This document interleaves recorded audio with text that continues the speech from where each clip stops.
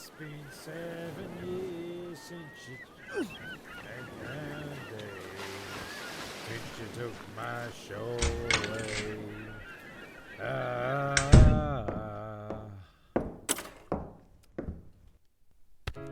You have 8,623 new messages. Oh. Good day, Brad. Oh, Christ. Hello, Bradley. How are you? Drugs. It's so fucking warm. I'm sitting here in my underpants trying not to cry. So am I. What, Bradley? Sunshine? And lollipops and rainbows. Hello, Bradley. Fabulous to be back. If this sounds crappy, let me know. It's pretty shit, mate. Hello. Hello, Brad. How are you doing, sir? Long time since we chat. Indian call centre. Here we are, Brad, back at the coalface again, but I can turn around. And fuck off. Hi, narrator, this is Brad. I'm pretty sure you're going to be going through me answer machine listening to all me messages, so I thought I'd just leave one on here to let you know we're getting the show back on the road. So if you could just set the scene, I should set the scene then. As the world stays locked indoors. Indoors, we should. Yada yada yada. So as the world stays indoors, we feel we should do something to cheer folks up. John, I told Brad we should fire the show up, and then he conveniently leaves a message. So John and Jimmy are walking down the beach, and if this were a visual thing, we'd probably have a drone flying towards them filming, so you had things handed to you on a platter. To save using your own imagination. Imagine there's no countries, Yoko. Now close your eyes and head down to the beach, the boys. Oh, it's good to be back. It's good to be back, and the boys are walking down the beach. Ah.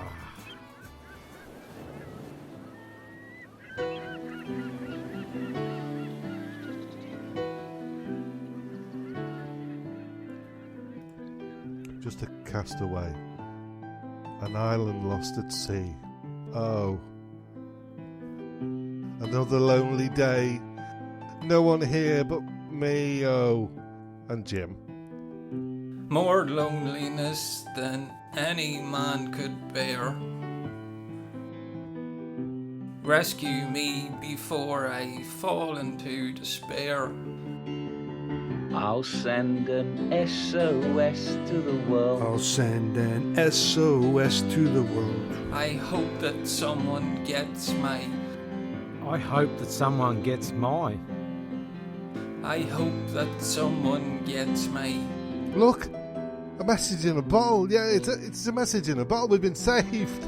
Finally, after all this time, we've made contact. James, isn't that the same message in a bottle you wrote and threw in the ocean about 12 months ago?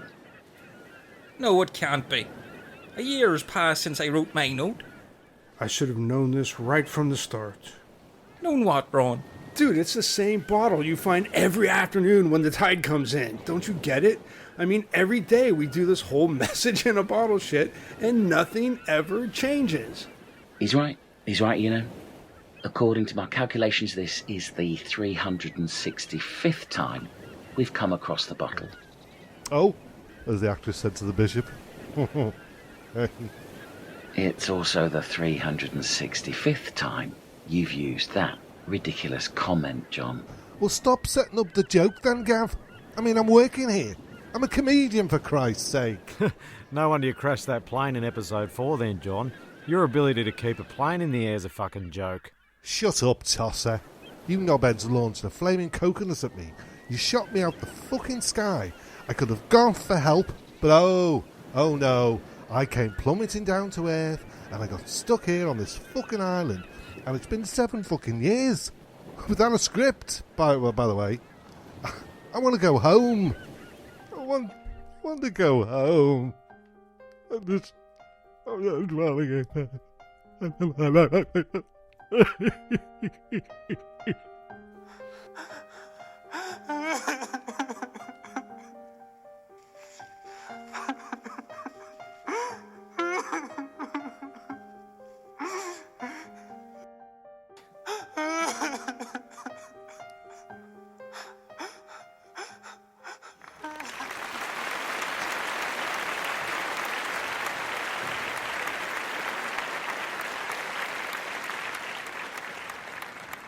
Jesus, you're a bit dramatic, aren't you? Quiet, Brad. Can't you see the man's in pain? He just needs to be held. It seems I'm not alone at being alone. Just 100 billion castaways looking for a home. Come here, John. Oh. As the actress said to the bishop. Oh, fuck off, you sad cunt. It is the bottle I threw in. I just checked. We'll never leave this place.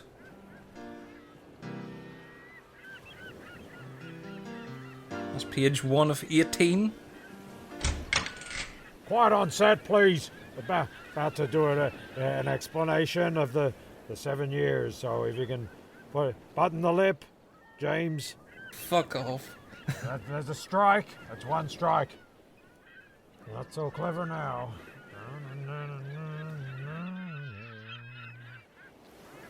Burn a nonny fuse up here alone. Rocket man going on a zone and down.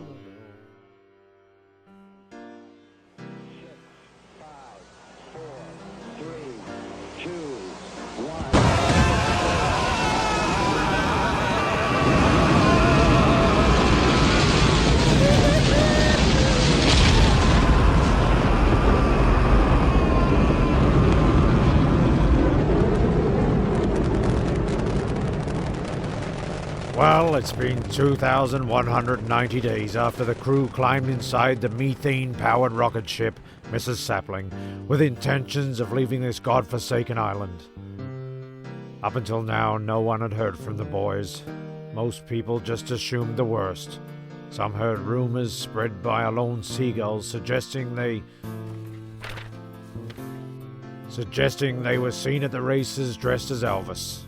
Others say they weren't. The first of the group said they were so, the others said they were not, and so it went on. It was probably seen as childish, if anything. No, it wasn't. Yes, it was. It was not. Dickhead. Columbia, this is Houston, AOS, over. Houston, Columbia, over. This is one little step for man, one giant leap for... Oh man, this mustn't be working. The truth is, most people I've asked didn't even know what shipwreck was, and on 2 separate occasions I got punched by strangers at the mere suggestion of the show. I don't like to talk about it much anymore, but without too much persuasion I could probably spill the beans on what happened that day when Basil Bottler claimed to have taken us into outer space before plummeting back down to Earth at a great rate of knots. Hold on, gents, we're going down. This is Houston, say again, please. Houston, we've had a problem.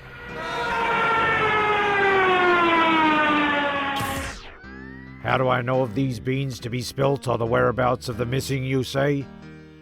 Because I was one of them. It turned out the rocket was no more than a pile of crap put together by a madman from debris washed up on the shorefront. And like the fools we are, we climbed inside in the hope of going home. And I think it's gonna be a long, long time till touchdown brings me round again to find I'm not the man they think I am at home. Oh no, no, no, I'm a rocket man. Rocket man. We'd paid for our seats by giving Captain Basil Bottler Kevin's genuine dingo skin singlet, and he fooled us by pressing play on a pre-recorded cassette tape with all the appropriate launch and radio sounds. We thought we were heading to where few men had gone before, to infinity and beyond. We're going all the way, men. Straight through the atmosphere and into deep space. The world's got nothing for us now. We're heading for the galactic highway to freedom. And I don't plan on heading back anytime soon. To infinity and beyond. Oh fuck. The truth is, we didn't go anywhere. We were still on the island. The whole time. All except for Basil, who somehow swam back to the mainland and now hosts a show on YouTube called Basil's Secret Underground Dark Stream, or B-Suds to the hardcore fans. The good news is that before he swam away, Kev managed to get his singlet back. And that's one thing, I guess.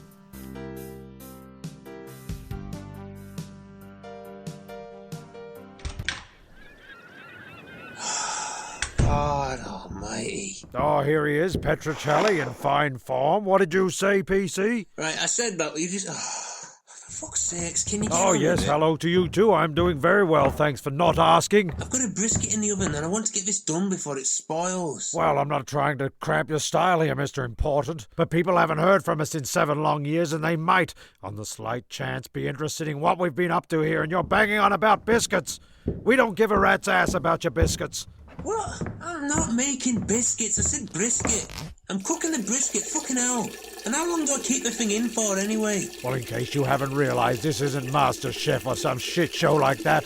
This is Shipwrecked, and on Shipwrecked we don't give a shit about biscuits. So you can stick your biscuit where the sun doesn't shine as far as I... Yeah, but put it fair up your... What? Talking about how long you dunk a biscuit for. Grow up. Oh, Christ. How long do I keep You're worse the than biscuit? John Wilson. Fuck off. Well, I will, mate, but in order to do that, we need to settle down, we calm down, and just regroup and breathe and read your lines, and then you can get back to your biscuits or whatever the fuck you want. You sound a little stressed. Fucking legit wound up. I don't think I've ever fucking... Can't even speak. Don't speak. I know just what you're saying, so please just stop explaining. Don't tell me 'cause it hurts. I've been there before. Oh, Jesus wept. Don't speak. I know just what you're thinking, and I don't need your reasons. So don't tell me 'cause it hurts. No doubt. Lovely stuff, mate. Lovely stuff. PC? John Wilson. Here Or we prick. Or pretentious fascist. Or Tosser. does my tits in. Or Easy, the Petchra backstabbing Chelli. bastard of London. Oh, piss off. Not in the right frame of mind to be doing this. All right. Yeah, quiet you two and just start my intro music. What? Ugh. That's wrong. Last week on Shipwrecked. The boys were all on lockdown due to COVID-19 after James heard the seagull cough. But it turned out he was just choking on a bit of crab, so the lockdown ended and the boys got back to normal. Normal being not much at all. John was looking for a new line of work because the live shows hadn't been going, so no one was going to the live shows. It wasn't because of COVID. They were just sick of his jokes. They were sick of his jokes, and so am I, but... There's a gag there, isn't it? I'm a lesbian. The other guys were thinking about entering the Olympics as chicks after New Zealand gave the green light to a bloke who couldn't win gold competing against the other blokes, so he changed his mind like Bruce Jenner did and wore a dress and joined the women's team. It was a perfect chance to bring home the bacon without becoming a drugs cheat. Talking about drugs cheats, Aaron Paul, a.k.a. Jesse Pinkman, he's taking responsibility and saying he's saying sorry to the Black Lives Matter and the cops that have killed people, but forgetting the fact that he ran down. He's Breaking Bad. So take responsibility for that one, Jesse Pinkman. You put drugs on the streets. I take responsibility. What? I take responsibility. Well, at this stage, Jesse, I think it's too late. The brain's fried, the drugs and the... What the hell are you doing here? No, you! Shut up. We were on call, you junkie. On call for the biggest deal of our lives. And I just managed to pull it off by the skin of my teeth, no thanks to you. And you made me miss the birth of my daughter. I take responsibility. Yeah, we'll do it on your own time, dickhead. This is our show. Meanwhile, the boys are on the beach. The boys are on the beach and they're talking about the Olympics. So I was thinking of joining the Olympics. I'm pretty sure you don't just join the Olympics, James. You compete, excel, and get selected by your country of origin. Hey Gav, Jim, there's this guy in New Zealand who had no chance of winning gold against the blokes, so I've already mentioned this about the bloke who changed to a bird to try and win gold because he was useless as a bloke. Jesus. Righto. Ron, you should move to New Zealand and compete against the boards. No, James, you can only compete in the country you were born in. What about his legs? They were born in Australia. That's part of New Zealand, isn't it? Nah, mate, they're emu legs, and emus are from Australia. New Zealand's a different country. Their version of an emu is a kiwi bird. It's totally different. Dude, didn't you say the New Zealand bloke changed into a kiwi bird? No, he's a kiwi that changed into a bird. How the fuck did he do that? I'm fucked if I know. Apparently they just say, I identify as a bird, and it just mesmerises everyone like the Bible once did to everyone except the Americans who are still quite deep into praising the Lord and shooting people at school. Actually, we're just deep into praising the Lord for the freedom to shoot people at school.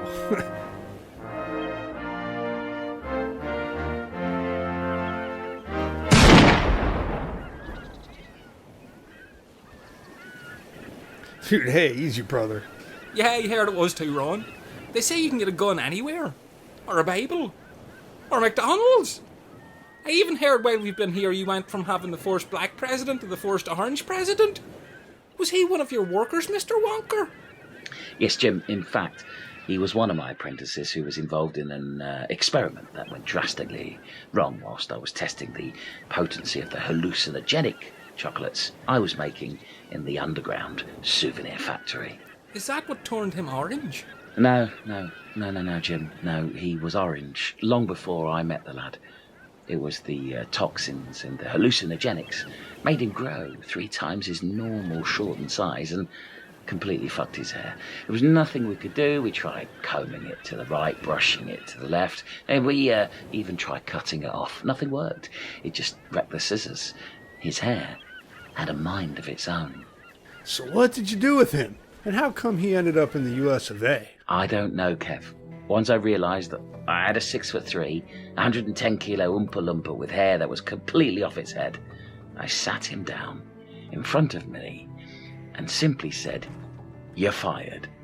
Next thing I hear, he's on a bus over in America, chewing on Tic Tacs, trying to grab women on the pussy. His words, not mine.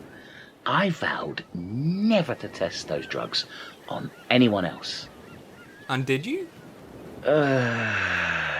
Yes. I had another young bloke who put his hand in the cookie jar, so to speak. I mean, what is it with people ignoring warning signs that actually say, don't eat the forbidden chocolates in the basket? James. Oh, yeah. I remember that saying.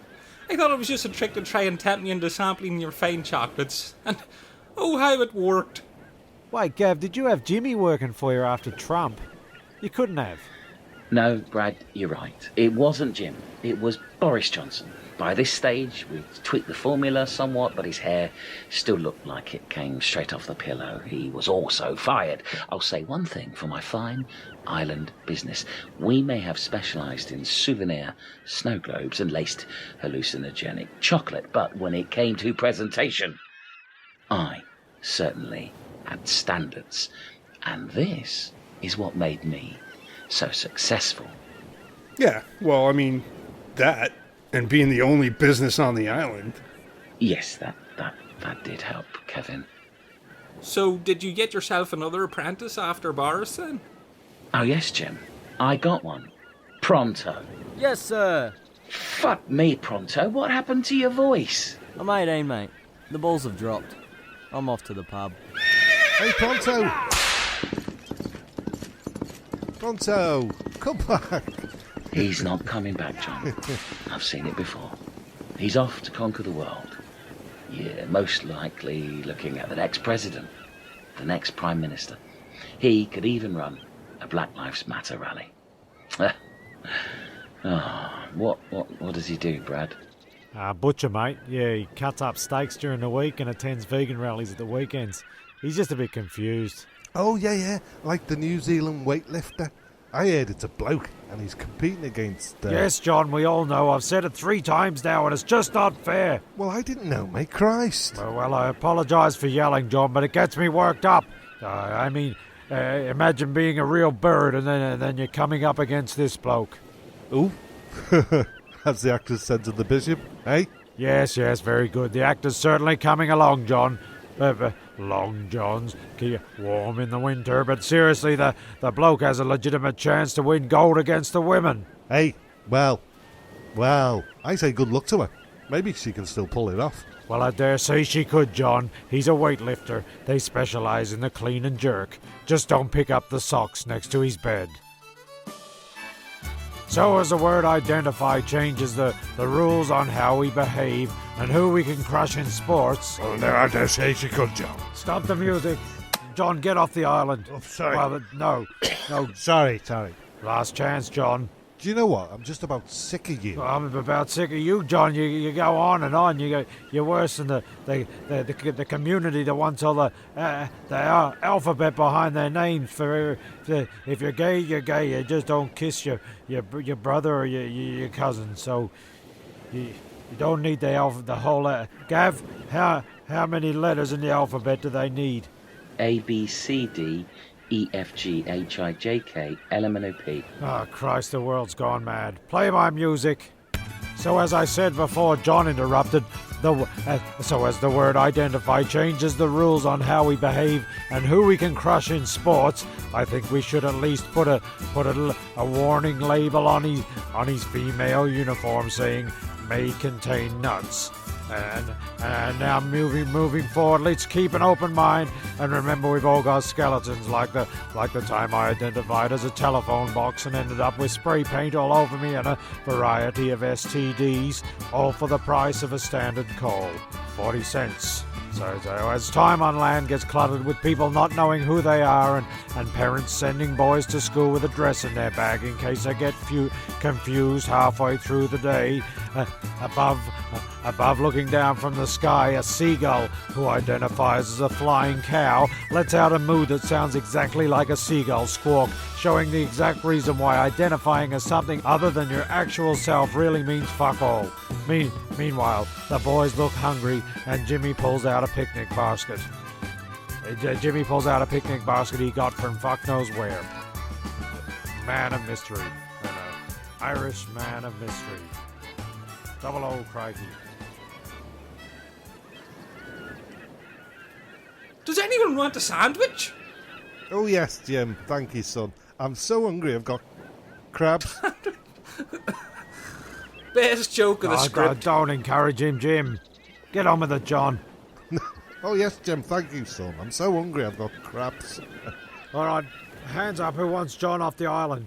1, 2, 3. Let's have a little Papa John Wilson, yeah. 6, Let's 7, have a look. Yeah, he's 8, an easy target, isn't he? 9. Why? Because he's nice. That's why. Because he's a nice bloke. God. PC. Hey. I'm out. I can't do that.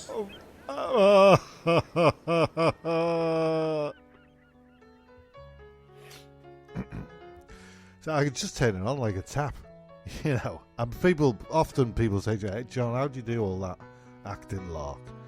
You know, with all the shipwreck. And they said to me about the shipwreck, they said, hey, you were really good on that. You were probably one of the standout. And I said, I know. It's all in the breeding and the training. I've been, you know, it's been. And if you either got it or you haven't. You smelly bastard. Stick on. Oh, cut it out, John. Jimmy, set up the line again. Does anyone want a sandwich? Oh yes, Jim. Thank you, son. I'm so hungry. Yes, please, James. Hey, where did you get these sandwiches from? Fuck. Drop one. That doesn't matter, Ron. There's plenty to go around. Eat up, men. They're quite crunchy. Almost sandpaper-like. Minus the paper. Oh, dude, this ain't a sandwich. This is just sand. Oh, shit. Oh, no. Oh, Christ. Stay back, John. Hit him on the back. Come here, Drake. John, don't go molesting him again if he passes out. I resuscitated him, you knob jockey. Open up, Mr. Wonka. I've got the drink. I'll have one. What is it? Cocktail. Gav's passed out. Put your clock away, Jim. Kev, whack Gav on the back. Wake up, Gav. Hey, wake up. Wake up, Gav. James, do you know if we've got any insurance in case we have to bury him on the brown bread? That's your problem, not mine. Fair enough. Get him up, Kev. Sing to him if you have to. Wake up, Gav. Everybody's wiggling. Wake up, Gav. We really need you. Wake up, Gav. You're missing all the fun now. Wake up, Gav, before the day is through.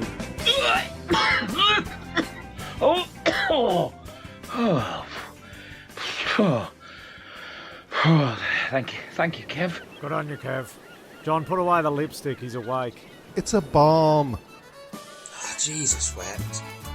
So as the boys eat sandwiches... I've had a sandwich. Brian. Close. I'll have a sandwich. I'll have a sandwich. Here you go. Here you go, Uncle Brian. Just like great Aunt Roisin used to make. Crunchy just like you like it. These are fantastic, James. Your aunt would be proud. Isn't that hard on your teeth? You get used to it going in. It's worse when it pops out the other end. It has been known to upset the Enos. Rectum. Oh, Christ, yes. I've got 2 uncles who can no longer sit. It's a crazy tradition.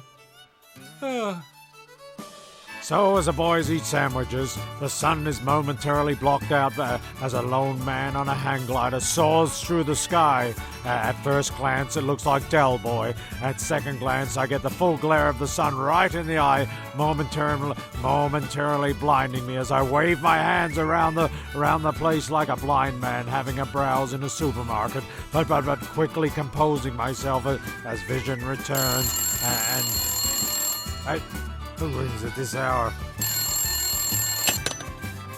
Hello? Yes, hello, sir. Yes? We're just ringing up about COVID. What about it? Yes, we're mask wearing. Well, congratulations, but why are you ringing me? Well, sir, I've got an office job and a telephone, so this is what I do. I've got an office. Oh, you'd understand then, sir. Well, when you put it like that, I do. Okay then, so we'll be all wearing masks and everything should be dandy. Thanks very much for that. Yeah, no worries. And you'll pass the word for me, will you, sir? So, well, okay then, job done. Good luck in the office. Yep, okay. Cheerio. Hooroo.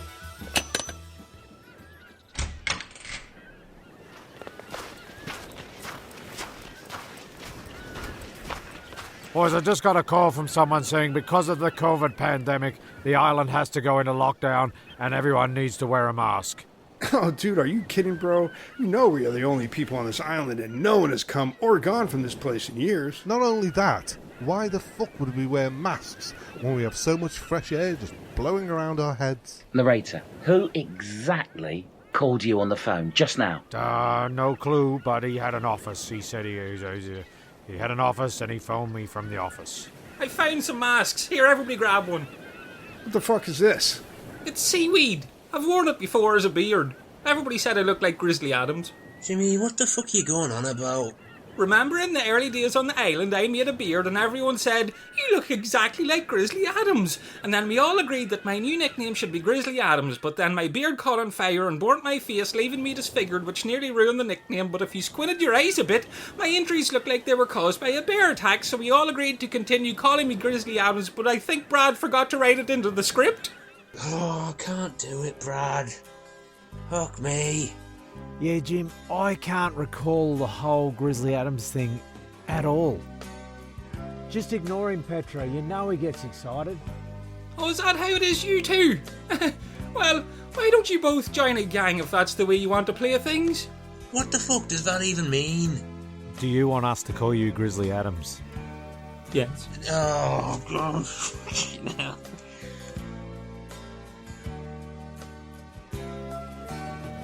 Okay, then everybody gather around and get yourself a mask then. Here you go, Brad. Thank you, Grizzly Adams. John, here you go. Oh, cheers, Grizz. So as the island goes into lockdown and Grizzly Adams hands out face masks, Petra wonders how Basil Bottler simply got off the island without any explanation other than he swam. Fuck me. What? When can it be my turn? When can it be your turn? What are you talking about? It must feel like 4 or 5 times a week now I'm asking to be killed off or fucking tucking away. Right, where's that pistol actually? Pop one in my leg or something. Pop it anyway, pop it between my eyes. Come on now, PC. Settle down. Oh, fuck off, John. Yeah, enough with the negative vibes. We all know John can get under our skin a little bit, but you don't have to make a song and dance out of it. On the contrary, narrator, I think if Petchra did make a song and dance out of it, he could not only continue to verbally abuse John, which, let's face it, he probably deserves. Hey, come on, Gav. Fuck off, John. But he might also help lift our spirits with a nice little tune. I say, go for it, PC. Well, all right, if you think it might help, though I am a bit skeptical. Skeptical. So am I, Kev. Off you go, Petra. Fuck off, John. Fuck off, John. I don't know how to do it, Brad. Fucking cunt. Lovely stuff. Charming. Glad that's all out of our system. Now you can go and just... Please say I don't have to say anything for ages. Well, in that case, Dana, I think you better go and sit this one out for a bit over near my office and have a bit of a think about the way you've been treating John. Yes! Yes, PC. You can go over there and sit down and have a good think about what you've been saying, I think. Fuck off, John. You're skating on thin ice, John. Oh, piss off. You always have to bring skating into it. I mean, do you feel like a big man, eh? Tough guy on skates. Oh, give it a rest, big mouth. Fuck off. Was it about the place, like John Travolta one in half Spain? of Torval and Dean? Don't you talk about Torval and Dean. About enough. You watch your tongue, John. You're talking about one half of Torval and Dean. They were a team, and you don't break up a team. Their accomplishments at the Sarajevo Games were outstanding, and you wouldn't know what teamwork is, so you can just about piss off. So as John insults the highest scoring figure skaters of all time, we're not talking about behind the shelter sheds. The island goes into lockdown and Grizzly Adams hands out face masks while PC takes a seat near my office, and the man who was soaring above on the hang glider comes into view again, and so does the tenacious seagull who, as a side note, no longer identifies as a cow and is now getting around labeled as an eagle. The eagle glides close to the hang glider, forcing the unknown pilot to turn a bit sharpish and puts the oversized kite into a tornado-like downward spiral.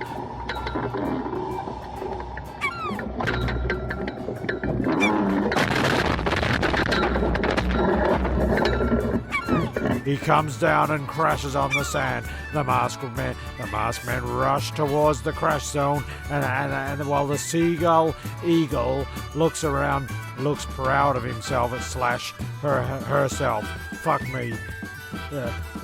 Fuck me. 7 years on, and it's like I need to learn a whole new language. In fact, fuck it. Seagull, yeah, you're a fucking seagull and nothing more. The only other option you have is a dead seagull, so be happy with what you are or fuck off. Well, apology accepted, seagull. That wasn't too hard, was it? Careful now. I don't know about you blokes, but when Grizz mentioned the gang in the last scene, it really made me put things into perspective. I mean, we are theatrical players, and I put money on thinking some of us were involved in scouts when we were younger. Can I just say, I did used to be in the Cubs. The Cubs is like the younger version of the Scouts, and I must admit, I did have a lovely time because I was in the Cubs, I was in the Scouts, then I was in the Sea Scouts. So I went with so many seamen. Over here, Arcala, I did 4 years in the SDICB-SFOA. Kevin, who the bloody hell is the SDICB-SOFA? That's the San Diego Imperial Council Boyish Scouts of America, and I was proud to serve. At ease, former Boy Scout Thomas. Did you see any action in that time? Oh, yes. Well, sadly, I walked in on one of the leaders with his pants down in front of his troop, saying something about a circle jerk badge. But, I was a bit skeptical, so I quickly opened my merit badge pocketbook and checked. And there was no such badge. So what happened, Kev? I did what any good scout would do. I dibbed, and I dob, and I got dishonorably discharged from the Scouting Association. Why? For shedding light on the misbehavior of the leaders in our community. Same thing happened to me at church. That's That's terrible, Kevin. But the action I was referring to was theatre. Were you involved in any gang shows during your time? Oh, yeah, sure. I mean, it was bizarre, but, I mean, it was a version of Snow White with, again, one of our leaders playing Snow White. And instead of the 7 dwarfs, we all had to dress up as Prince Charmings and try to bring Snow White back to life by giving her a kiss. Now, to be honest, bro, I didn't get my theatrical badge that night. The police raid looked unrehearsed, and Snow White ended up getting more than a peck on the cheek at the local lockup later that evening. Jesus, Kev. I spent time in the Scouts and we did a gang show, Gav. Oh, yes. I tread the boards on the Westworld Scout District back in the day, and I wasn't fingered once. All right, me too. 3 years in ARA over here. But Mr. Wonker, what are you getting at? There's a stranger who's just crash-landed a hang glider not 30 feet from us. And I say we go and rob the cunt. Yes, that is exactly what I was slowly getting at. We've all spent time in the service. We've all tasted gang life. Let's join another and have some fun, for fuck's sake. Another scout group? I don't get your angle. Join oh, fuck it. Let's go loot this clown. So as DJ Dave the hang glider stands to his feet after plummeting to Earth, his greeting to the island is hit with major hostility and his band of not-so-merry men. It seems the new COVID rules have upset the normal, calm, and violent life, and in desperate times, desperate people do desperate things, and in this case, the castaways have basically turned into doomsday preppers without all the underground bunkers, guns, or surplus food. They have turned. And a mask, they have turned in their mask and are now in a theatrical gang. The men surround the stranger. Gavin gives his opening line to John. Thanks, Gav. Christ. And then he addresses the stranger.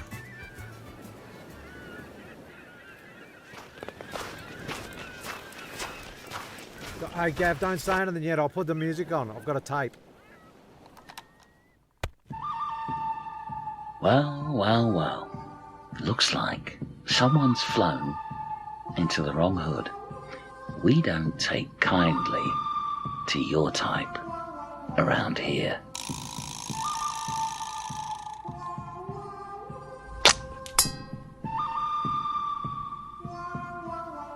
Is he wearing emu legs? Yes, he is. You should see him run. It will blow your mind. He's our very own Carl Lewis. I must say they do come in very handy. Is that singlet he's wearing a genuine dingo skin? Yep. Scun from the back of a genuine dingo, proudly worn and never washed. In fact, the only time he's taken it off was when he bartered it for seats on a rocket ship 7 years back. But you can go back and listen to episode 20 if you want to hear that story. Hey, you know I can hear you two talking about me, right? Quiet, Kev. I'm intimidating the new bloke. Hey, no. No, you're not. You're discussing my legs and outfit. He's right, Gav. 2 minutes ago, you had us all worked up and gang-like. Now it just feels nice to talk to someone new. Can we take our masks off now? Oh, fuck, the new bloke's not even wearing one. We could all end up sick. Who knows where he's been? Plus, we all need to take a long step back and keep socially distanced. It'll only take one of us to contract COVID, then the whole island will be infected. It's time to live in fear, people. What's your name, mate? DJ Dave. Here you go, mate. Whack this on. It looks like a seaweed beard. It makes me look like Grizzly Adams. Don't you fucking dare. Now put your hands up, dickhead. This is a stick-up. Jimmy, Jim, you're poking me with a stick. I'm not the new bloke. Oh, fuck me. Everybody looks to see him. Which one of you is Dave? In fact, put your hand up. Oh, we're going to play that game, are we? Well, if no one's going to put their hand up, then no one will be leaving here until you do. Jim, we've been here since 2014, mate. So what's that got to do with it? Well, it's just not a very good threat. Why don't you start setting face masks / beards on fire until someone speaks up? That'll save us heaps of time and stop us from dying of old age while we wait. You're damn right it will. I can't believe I didn't think of this first. And how convenient that even though the hang glider has no engine or tank storing any type of flammable liquid, this one just happened to burst into flames on impact, and now I shall pick up this stick which is caught on fire due to the flames, and I will proceed to light beards on fire until the jig is up. Well, any takers? Fuck me, he's lit his own beard / face mask on fire. Oh, God! My body! What kind of interrogation is this? He's just tugging at our heartstrings, Dave. He knows we won't be able to bear seeing our old pal thrashing around with his face on fire, and at some point we will come forward and point out the very man he is searching for. You. Yes, it's a plan that works predominantly on timing, though when you think about it, I mean, preferably he should have been put out by now to minimise damage to his face. But who am I to say? I've only watched every episode of Casualty since 1986. Hey dudes, I don't want to rush things or anything, but I'm pretty sure we should do something, like, either put him out or social distance a bit more now that he's burnt his face mask / beard off. Yeah, good point, Kev. I'm going to take a step back. He looks bloody horrible. Well, Brad, no. I was more thinking about catching COVID. No, don't do that, Kev. You'll end up in hospital. And then they'll give you a needle, and the needle's full of vaccine and microchips. Next minute, they're tracking you. Actually, that's not a bad idea. Then they can get our location and send a rescue party. Who is they? They are the people who came up with the microchips in the vaccine. They're the ones tracking us. And who told you this, John? Oh, it was on Facebook. Yeah, that's where I saw it too. It's true. It had heaps of reposts and likes. Even Mum was talking about it. She's on Facebook all the time. Ridiculous. Oh, it is it? Well, tell that to the people who gave it a thumbs up, because they'll all be feeling like idiots now if it wasn't true. And do you think a bunch of idiots would give something a thumbs up if they hadn't done any actual research into the subject they were liking before they hit the like button? To like it. Well? Yes, people do this all the time. Welcome to modern society. But it's not what I was meaning as ridiculous as it is. I was talking about the fact your mate has been rolling around on fire for the past few minutes and you blokes haven't done a thing about it. Also, if he wanted to find out which one of us was me, why not just pick me? I was only one standing in the middle surrounded by a circle made up of you. Yo, forget about it, bro. No one's on fire. John, give me your lipstick, Pam. What? Are you thinking about going to the Olympics, Jim? Don't be stupid. It will help with my bones. Right. Help me to my feet, Ron. How do you feel, James? I assume it's back to James, now the beard / face mask is gone. I mean, it would be more apt to call you Freddy at the moment. Don't you dare think my boyish good looks will be taken away from me. This is a radio play. It's spoken word. There is no need for me to look like Freddy Krueger from those horrible movies that scared us when we were children. For the duration of this episode. Brad! Yes, mate?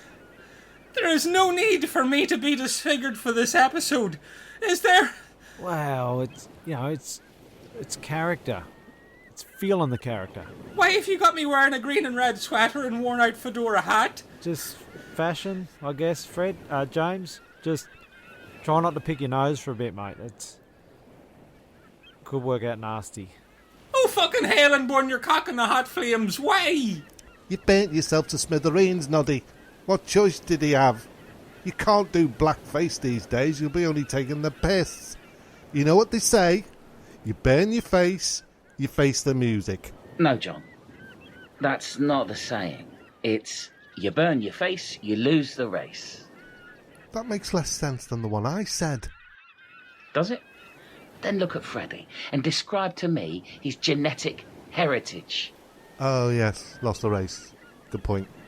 Hey, hands up who remembers the time I shot the Rocket Man's cow. Oh, yeah. Me. Daisy. Well. It seems like one of us hasn't raised his hand. Looks like I found myself the mystery man. Now empty your fucking pockets, bored man. I mean, yeah, okay. I mean, I'll empty my pockets, sure. I mean, but fucking who cares what's in my pockets? I mean, everybody needs a little something. I mean, you know, a plug here, a plug there. I mean, who cares? I mean, why the fuck does he want me to empty my pockets? Not you, Ronald. This bloke. Look, I'm sorry for the confusion. I meant because he flew here like a bird. I was more gliding than flying. Yeah, well, point taken. I meant because he glid here like a bird, not thinking that you're also part bird, having emu legs and all. Also, traditionally, the emu is a flightless bird, though in your case, you could operate a hang glider. So, see how he calling the Birdman was a poor choice? Shut your mouth and empty your damn pockets, sky glider. Just to clarify, is that me? I mean, I don't know the background or nickname of anyone else, so you can understand how, if I assume you mean me, you don't mean me. But because I think you did, I empty my pockets and then you'll discover all the cash I've got. Oh, fuck. We've hit the jackpot, man. Holy Mother of Mary disappointed her daughter for shagging 3 wise men in a manger. This must be at least £15,000. Good Lord. Ron, can you come help me here? I keep cutting the notes up with this ridiculous knife hand glove I'm wearing. Talk about impractical. Okay, the word impractical basically means not suitable for a situation. For example, a small car would be impractical for a large family. Or, in Jim's case, a Freddy Krueger glove would be impractical for counting money. Dave, what's with all the cash? And why would you carry it with you on a hang gliding outing? Good question, Gav. Yeah, Davy boy. Spill the beans. Did you rob a bank and then use a hang glider as a getaway vehicle? Or did you lay in wait then jump out of a bush to rob an elderly woman after she'd saved up £15,000 worth of pensioner checks and was making her way back home after cashing them? Then use some of the cash you got to buy a hang glider so you could make your getaway, eh? Or, sure, or maybe you took someone's life, then pretended you were him so you could go to work at his job every day until you saved up £15,000, then used the dead man's credit card to buy yourself a hang glider to make your getaway. What you think about that? Well, Bonnie and Clyde, which one is it? None. I was playing a game of Monopoly while I was waiting for the right wind to pick up so I could go for a glide. Oh, yes, we've all heard that one before. The old I was waiting for the wind to pick up so I could go for a glide routine. Come on, mate. We didn't come down in the last shower. Your standard allowance for each player in Monopoly is £1,500. Everything else goes to the bank. Hey, yes, Gav, got him. You have to get up pretty early to pull one over on us, mate. They don't call us the Five Dicks for nothing, you know. Come on then, Dave. If that's even your real name. What have you got to say for yourself now? I was the banker during a game of Monopoly. Oh, yeah. That could happen. So what's the conversion rate from the pound to island currency? It's worth nothing, Kev. Not a fucking cracker. Game of Monopoly, anyone? So as a robbery of DJ Dave eventually takes place and Jimmy, a.k.a. Freddy Krueger, realises that he's reached the point of his life where nothing seems to be worth living for, he walks off on his own while the other lads have a game of Monopoly and get to know Dave. Petchra sits quietly on the same seat he sat on earlier, and Uncle Brian hasn't been seen since he ate the sandwich. The sand sandwich.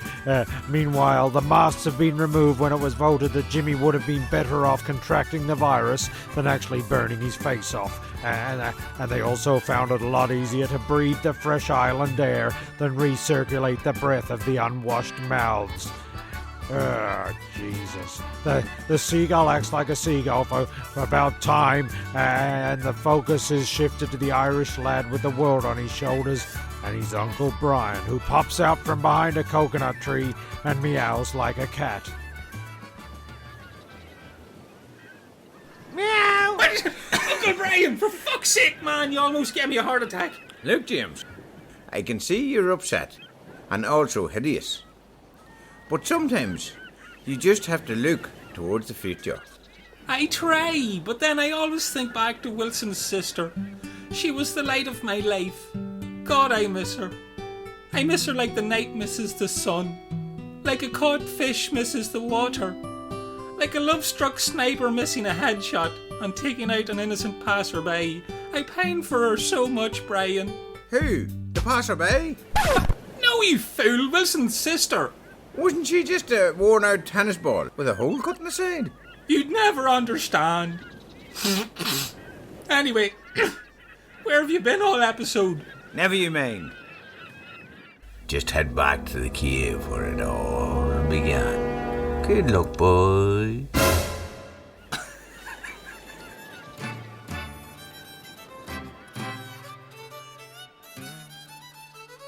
So as Brian tries his best to help his nephew, who now looks nothing like any of the photos in the family album, and more like a post you'd see in a hospital emergency room or trauma unit, the two part ways as Jimmy walks back to the cave he found back in 2014 when Petra, Brad, and himself ran aground in the lifeboat the Lady Muff Diver. He looks a more serious man than he ever has before. He clears his throat and he walks as the sound of music starts.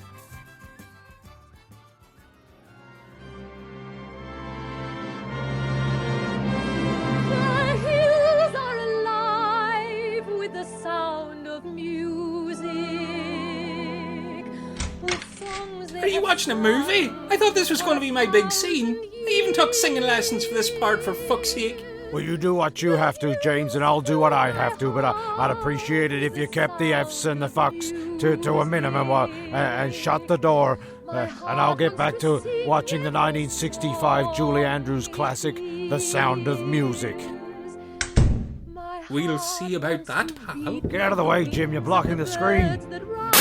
Ah, fuck it. Idiot. Absolute dingbat. Why would you do that?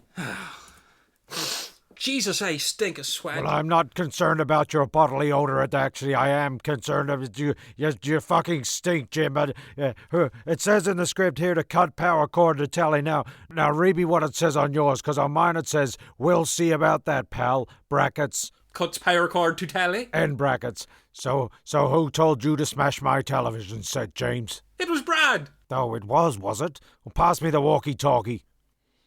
Narration 1 to Brad, come back. Narration 1 to Brad, come back. I have a call back for 86 and 2 Central. 2 Circle. What's the 2 Circle? Come back. Negative, K. Nothing further. Just city candy in the corner. Cave candy in the corner.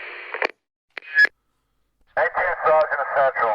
The fuck is Sergeant of Central? Breaker. Ah, fuck this thing. Brad, come in here. Quickly. Righto.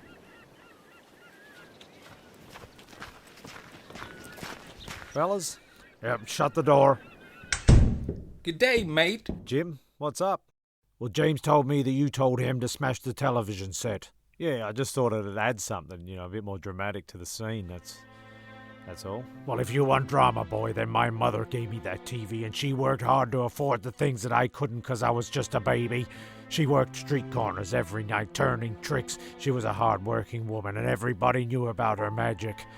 So, your mum was a prostitute who left you at home with a tally so she could go out and work. No, you damn fool, she was a street corner magician. I thought I made that very clear.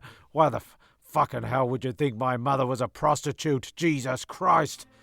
Don't know why I even bother coming in here sometimes. I've watched every episode of Neighbours and EastEnders on that TV, and this dickhead from Ireland comes and pushes it off the fucking shelf so he can have his limelight in the singing songs and... I just don't know why I bother sometimes. 7 years. I must have smashed a mirror.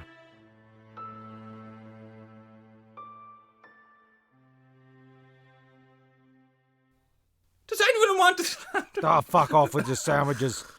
Look, fellas, let's just get back to the script. We're not far to go, and I changed James's a little bit just to keep things moving, and that hasn't worked. So let's replace my telly to start with. Okay. Narrator gets his telly back. Enter. There's your telly back.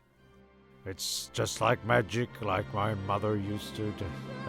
Anyway, why would you write James in the script with knives all aglove with knives all over it, and say you was going to come in and cut the TV and I was going to watch The Sound of Music if you just changed it all? No, mate, watching The Sound of Music, that was never in the plan. The direction into the scene was The Sound of Music starting as Jimmy walks off towards the cave. It had nothing to do with you watching a movie. I know what it fucking says. I've got the script in front of me. I can read. This is not my first rodeo, son. I've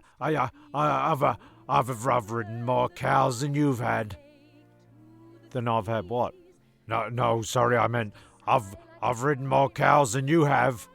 But I've never ridden a cow. Well, there you go, virgin. I've ridden more fucking cows than you have. Well, good on ya. I just hope you didn't get stuck in between them in that case. Hey, Jim, start walking, mate. I'll start your music. Good luck out there. All right, well, that's me pretty much done.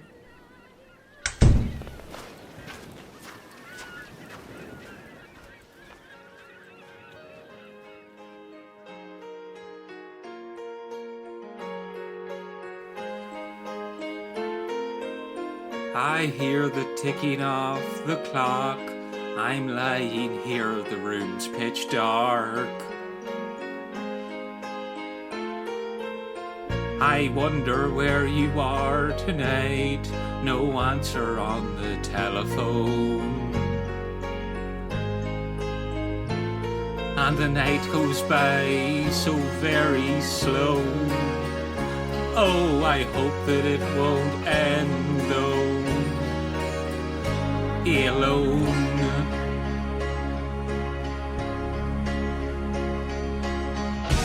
Till now, I always got by on my own. I never really cared until I met you. And now it chills me to the bone. How do I get you alone? How do I get you alone? Oh my God.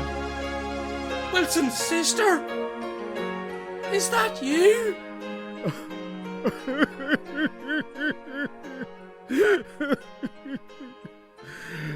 Oh, Christ. It's the first tear I've shed on Shipwrecked. So as Jimmy finds Wilson's sister, I hope he thinks to thank his Uncle Brian for steering him in the right direction and planting a new used tennis ball with a hole cut in the side. Jimmy has replaced the burnt skin in his eyes with love, and the mood has changed, and so has the song. Jimmy and his girl slow dance at the entrance of the cave. It's a bit of romance on Shipwrecked. So how do you like that? It's showing off the sensitive side, and maybe will impress the girls. So give us a call on 0800 6874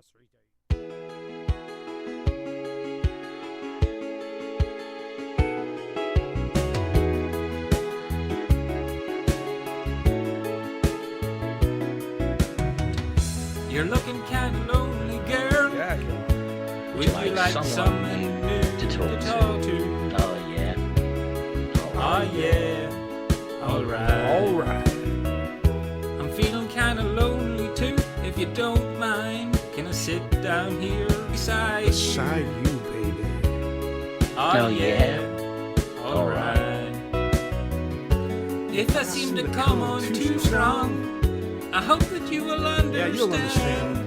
I say these things because I'd like to know if you're as lonely as I am. If you mind sharing the night together. Oh yeah. Sharing the night together. Oh yeah. Yeah. Sharing the night. Imagine me fucking going up to some woman and singing that in her ear. She'd have me in prison for rape. Sharing the night together. Right here where we are. Oh yeah. Oh yeah. Sharing the night together. Oh yeah. Oh yeah. Sharing the night.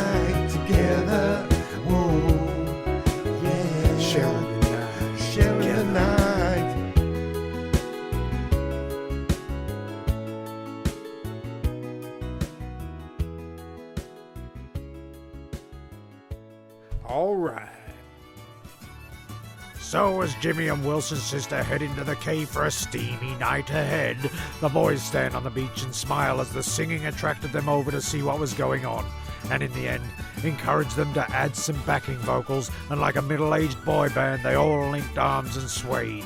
DJ Dave was no longer questioned about why he was there on the island, and thoughts about how the Monopoly money, what the fuck does this mean?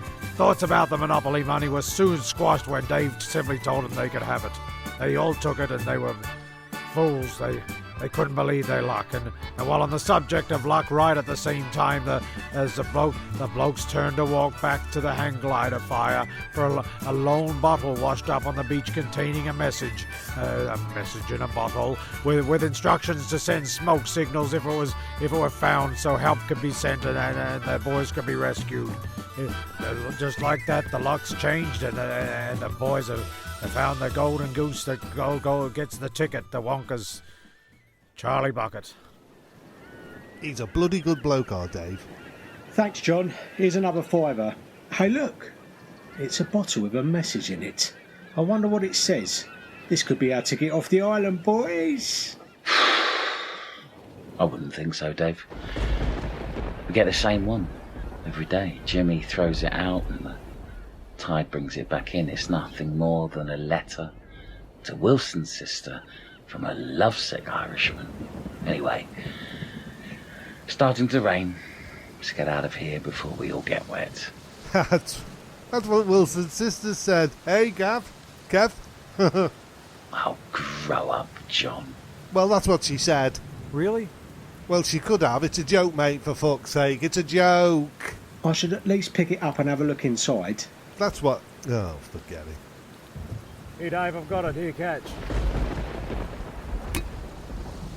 I'd say Gav's right, though, mate. It's probably that one Jimmy throws in. He's right, Dave. In fact, pass it here. Let me get rid of it for you. Oh, here it goes. See ya.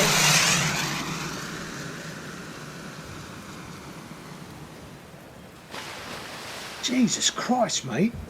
That's how, Kev. I'm like a fucking rocket. That's it then, boys. That's it. Night, Jim. Give her one for me, lad. John! Is he really fucking a tennis ball?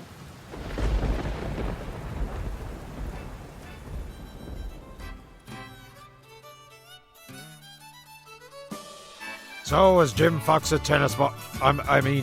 that's it for another day on the island where fuck all happens except crashed hang gliders, attempted robberies, faces burnt to a crisp, broken hearts mended, and chances to get off the island thrown right back out into the briny with Kev's catapult-like throwing arm. No wonder he wears the dingo singlet, looking charming the girls. So until next week, we'll leave this place Nothing becomes of nothing. Who the fuck is Petra on the phone? That's what they always say. Who the fuck is Petra on the phone to? Give us a quid. Is my phone over there? Petra! See? Petra! It's the end of the Turn that theme now. music down. The daft cunt rolled it down a bloody hill the other day. He's pulled the front bumper off trying to get it out. The man's got no hope. He had to call someone called Dan the Rapist. Oh, Christ. Imagine being stuck in the middle of the bush and the only person you could call is known as Dan the Rapist. Sort your life out, son. You'd be sat in the car looking at your wing mirror, just looking in the mirror, just looking at yourself saying, where did it go wrong? Aye, you would, yeah. Oh, are you right, Petrocelli? Fuck me. Oh, yeah, fuck you. Sneaking around my office using the old dial phone. I hope you use reverse charges from out here. Someone has to pay for the calls, you know. Anyway, if you're finished, we want to get the fuck out of here. Oh, it's finished. Yay. Yes, very good. Now we get to see him excited right at the end. If only we could bottle it. Ah, that sparks imagination. Old PC in fine form like when Gav made him hold the ferret. Just hold the ferret, PC. Hold the ferret. Enough. Take the ferret, Petrocelli. Enough. Jesus wept. Don't you, John, you don't get to say Jesus wept. I'm sick of people. I say that. No one else says it. I say it, and now everyone says it like it's the fucking hot potato. You're all fucking there going, you speak like an idiot. But whenever you're stealing me, you're sniping me. You're sniping me bloody words. Go back to saying what you say, John. Like, do you want to get in me van? Fucking no. Next week on Shipwrecked.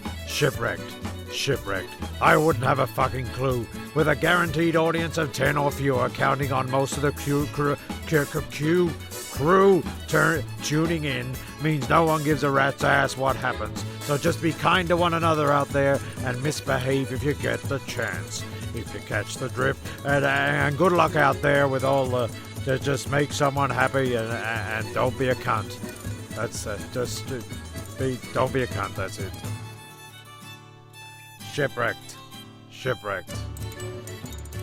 Oh, Christ, do I have to do this extra shit? Yes, mate, you have to. It's just saying thanks and all that kind of stuff. But I'm not getting paid.